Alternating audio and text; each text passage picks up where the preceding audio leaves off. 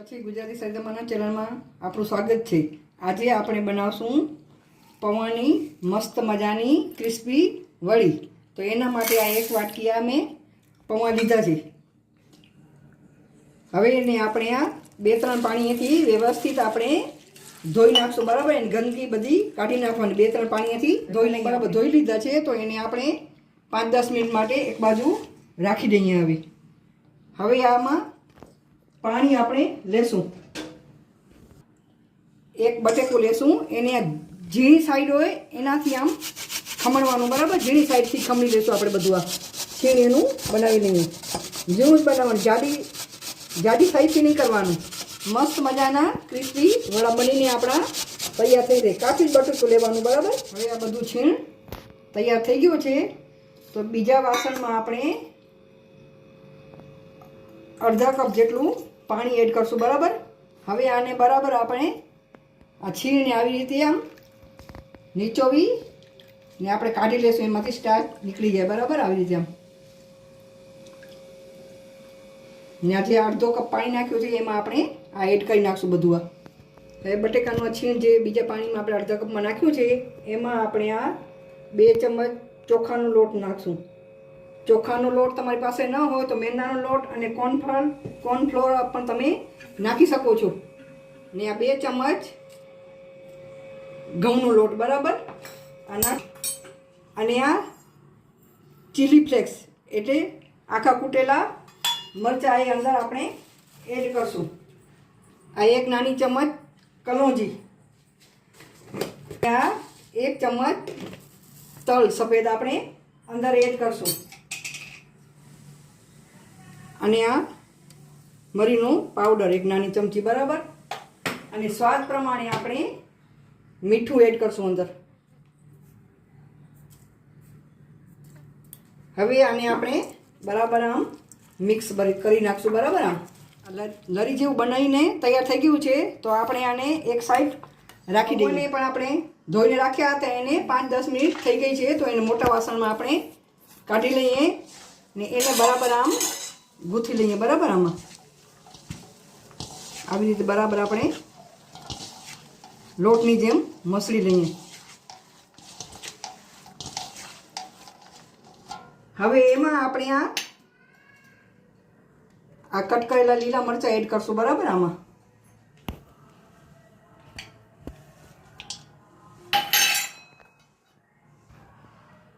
આ લીલા ધાણા એડ કરી અને સ્વાદ પ્રમાણે આપણે અંદર મીઠું એડ કરશું, બરાબર। આમાં લરીમાં મીઠું નાખ્યું છે એટલે ધ્યાનથી મીઠું નાખવાનું, બરાબર। એમાં પણ આપણે 1 ચમચ ઘઉંનો લોટ નાખશું, 1 ચમચ ચોખાનો લોટ નાખશું। એ ચોખાની લોટની જગ્યાએ તમે મેંદાનો લોટ અને કોર્નફ્લોર પણ નાખી શકો છો બાઇન્ડિંગ માટે, બરાબર। હવે બરાબર આપણે એને મસળી લઈએ, બરાબર। આમ તમને તીખા મરચાં ગમતા હોય તો તીખા મરચાં પણ નાખી શકો છો તમે અંદર। ને 1 ચમચ આપણે લાલ મરચું પાવડર નાખશું, કે મારા લીલા મરચાં મોરા છે, તીખા નથી, એટલે તીખાશ માટે આ લાલ મરચું પાવડર નાખ્યું છે। તમે લીલા મરચાં તીખા હોય તો તમે સ્કીપ કરી શકો છો આ લાલ પીસેલે મરચું, બરાબર। લાલ મરચું આવી રીતે આપણે બરાબર મસળી લેશું, લોટ બાંધીએ એવી રીતે આપણે બાંધી લેશું, બરાબર। આમ જરૂર જણાય તો થોડું પાણીના છીટા અંદર નાખવાના। મને સહેજ કડક લાગે છે તો થોડાક હું પાણીના છીટા આમ નાખીશ, બરાબર। ને બરાબર એને મસળી લો, બરાબર, સ્મૂથ બનાવી લો। હવે આપણો આ લોટ બંધાઈ ગયો છે ને હાથ ઉપર થોડું તેલ લગાવી લઈએ ને આ લુવા જેટલું આપણે લઈ લઈએ, બરાબર। આવી રીતે આમ ગોળ બનાવી લઈએ, આમ હાથથી દબાવી આવી બનાવી અને હાથથી આમ દબાવીએ, આમ ટીકી જેવું બનાવીએ, આવી રીતે આમ બનાવી અને આપણે આમ વચ્ચે આંગળીથી આમ આર પાર જાય એવી રીતે આપણે કરી ને આ ટીકી જેવું આપણે એને શેપ આપી દઈએ। આવી રીતે આપણે બધી ટીકીઓ બનાવી લઈએ। આમ હવે બટેકા મિશ્રણમાં જે ચોખાનો લોટ નાખીને લરી બનાવી હતી એમાં થોડાક આપણે આ લીલા ધાણા એડ કરશું, બરાબર। હવે બરાબર એને મિક્સ કરી લઈએ। હવે તેલ ગરમ કરવા ઉપર મેં આ મૂક્યું છે, તેલ બરાબર ગરમ થવા દેવાનું, બરાબર। હવે આપણે આમાં આવી રીતે આમ લપેટી લેશું, બરાબર। આમ આવી રીતે લપેટી ને આપણે આમાં તેલમાં આ બધી આમ નાખી દઈશું આવી રીતે આમ લપેટીને આવી રીતે આમ પહેલાં તેલ ફૂલ જ રાખવાનું બરાબર એને અડવાનું નહીં ને 2-3 મિનિટ સુધી એને હલાવવાનું પણ નહીં જેટલી સમય એટલી આપણે અંદર નાખી દઈએ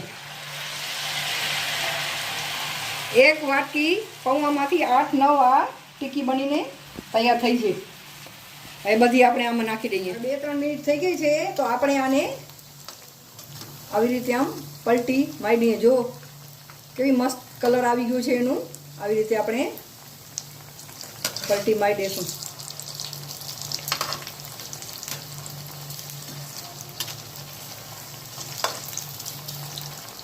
હવે આપણે મીડિયમ તાપ કરશું બરાબર હવે ફૂલ તાપ નહીં કરવાનું એટલે ક્રિસ્પી મસ્ત મજાની ક્રિસ્પી બને હવે આ આપણી તરાઈ ગઈ છે તો આપણે એને આવી રીતે આમ બીજા ઝારામાં આમ કાઢી લેશું એટલે બધું તેલ નીતરી જાય આમ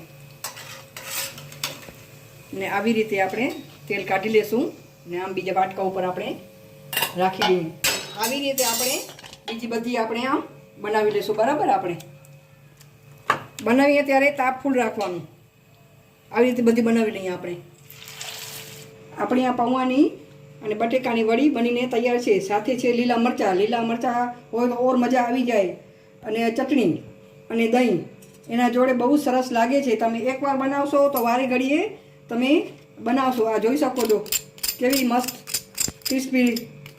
ક્રિસ્પી અવાજ આવે છે મસ્ત આ મજાની આ જોઈ શકો છો કેવી મસ્ત મજાની બની છે ઉપરથી કડક અને અંદરથી નરમ મસ્ત મજાની ટીકી બનીને વડિયા કહો કે ટીકી કહો જે કહો તે તમે પણ નામ આપજો અને શું કહેવું બરાબર ને તમે એકવાર બનાવશો તો બીજી વાર ચોક્કસથી તમે બનાવશો મારી રેસીપી તમને ગમે તો લાઈક કરજો શેર કરજો કોમેન્ટ કરજો અને મારા ચેનલને જરૂરથી સબસ્ક્રાઈબ કરજો આભાર ને મારી અવનવી રેસીપી માટે આ મારા ચેનલને જોતા રહેજો